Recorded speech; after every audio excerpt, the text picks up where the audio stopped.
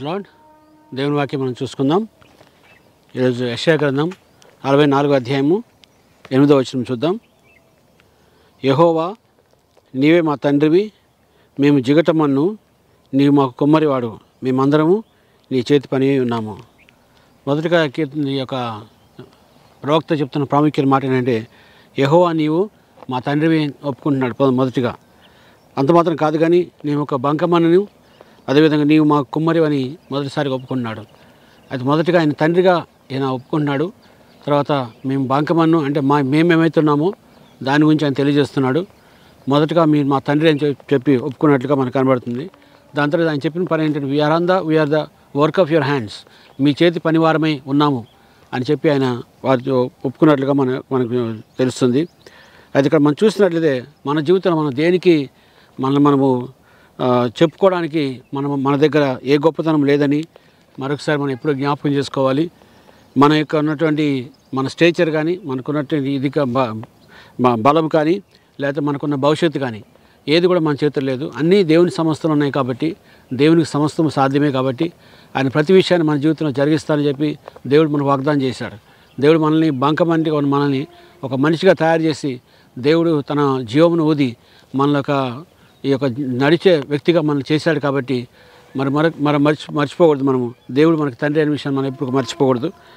అంత మాత్రం కాదు, కానీ మనం మర్చిపోకూడదు మా విషయం అంటే, everything is through him and because of him. అంటే ప్రతి ఒక్కటి ఆయన ద్వారా, ఆయన వల్ల మాత్రమే కలుగుతున్న విషయాన్ని ఎప్పుడు కూడా మనం మర్చిపోవద్దు.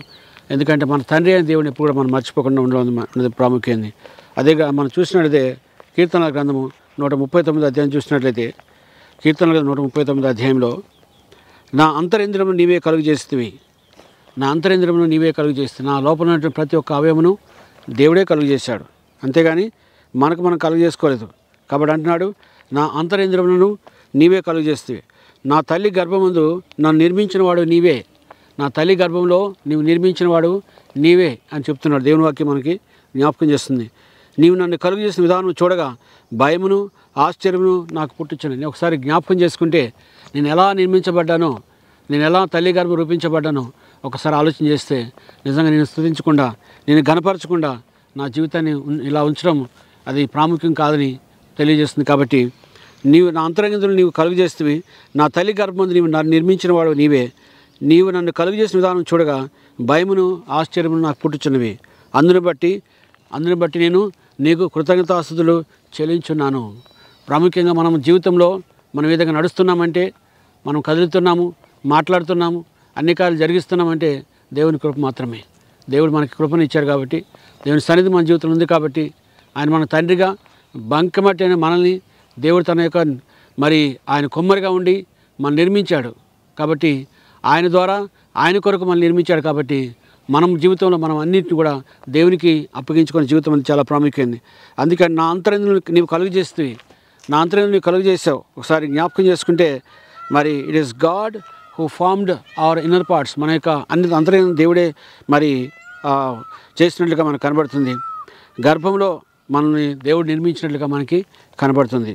అందుకని మన జీవితంలో దేవుడిని మనం కలుగు చేసినట్టు దేవుడికి సమస్తం తెలుసు. ఆయనకు తెలియదంటే ఏది లేదండి.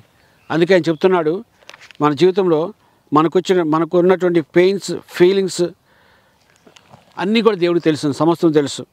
మనకున్నటువంటి అపాయములు, మనకు వచ్చే ఏ విధమైనటువంటి అపాయం మనకు వచ్చినా సరే వాటన్ని దేవుడు ముందుగా తెలుసుకుంటాడు. కాబట్టి దేవుడు మనం కలుగు చేశాడు కాబట్టి ఆయన సమస్తం తెలుసని దేవుని వాక్యం తెలియజేస్తుందండి.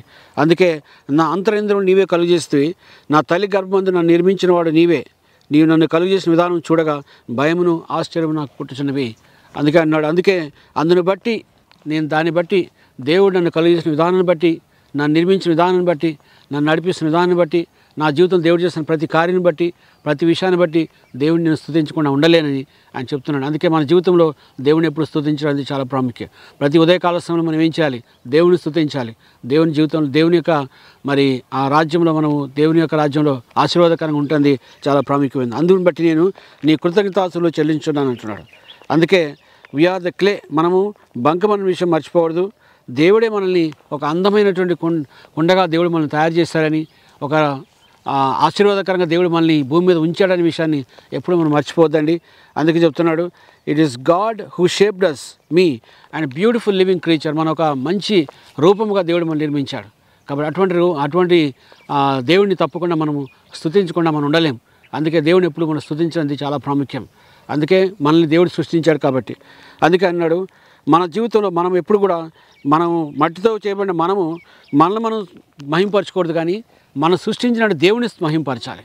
అందుకే అన్నాడు, సృష్టికర్త అయిన దేవుడిని నువ్వు మహింపరిస్తుంది మంచిది అని దేవుని వాక్యం తెలియజేస్తుంది. అందుకు ఒకసారి మనం చూసినట్లయితే ఈ మాటను చూసినట్లయితే కీర్తనలు 139 అధ్యాయం 13 వచనంలో, నా అంతరంద్రం నీవే కలుగు చేస్తే, నా తల్లి గర్భమందు నన్ను నిర్మించినవాడు నీవే, నీవు నన్ను కలుగు చేసిన విధానం చూడగా భయమును ఆశ్చర్యం నాకు పుట్టించింది, అందుని బట్టి నీ కృతజ్ఞతాస్తులు చెల్లిస్తున్నాను. ఎప్పుడు కూడా మనం దేవునికి కృతజ్ఞతాస్తులు చెల్లించాలి, దేవునికి ఎప్పుడు కూడా మహిమ చెల్లించాలి. మనం బ్రతికినంతా కూడా దేవునితో మహిమపరుస్తూ, దేవుని ఘనపరుస్తూ, దేవుని రాజ్యానికి ఆశీర్వాదకరంగా ఉంటుంది. అది ప్రాముఖ్యమైనది. హల్లెలూయా. దేవుడు మన జీవితంలో గొప్ప కార్యం జరిగిస్తానని నమ్ముదాం. విశ్వాసంలో ప్రార్థన చేసుకుందాం. మహోన్నతుడా, మీకే స్తోత్రం చెల్లిస్తున్నాను తండ్రి. దేవ, మేము బంకమన్ను ప్రభా, మీరు మా కుమారైనారు కాబట్టి ప్రభా, మమ్మల్ని నిర్మించిన వాడు మీరే ప్రభా, అన్నింటినీ మీ కొరకు ప్రభా సృష్టించిన దేవుడి ప్రభా, మీకు స్తోత్రం చెల్లిస్తున్నాను తండ్రి. దేవ, మా జీవితంలో మాకున్నటువంటి బాధలు, ఇబ్బందులు, పరిస్థితులు ప్రభా, ఉద్యోగాలు ప్రభా, మరి మేము చేసుకున్న ప్రతి పనులు కూడా ప్రభా మీకు తెలుసు ప్రభా, అన్నింటినీ మీరు చూడగలరు ప్రభా, మా జీవితంలో కార్యం జరిగించగలరు ప్రభా. మేము నమ్ముతూ విశ్వాసంతో మీ మీద ఆధారపడుతూ మిమ్మల్ని స్తుతిస్తున్నాం ప్రభా. మిమ్మల్ని మహింపరుస్తుండగా మాకు సహాయం దయచేయమని మేము ప్రార్థిస్తూ సమస్తాన్ని మీ చేతులకు అప్పగించుకుంటూ యేసుక్రీస్తు అతి పరిశుద్ధ నామములో అడిగి వేడుకొనుచున్నాము తండ్రి. Amen. God bless you all.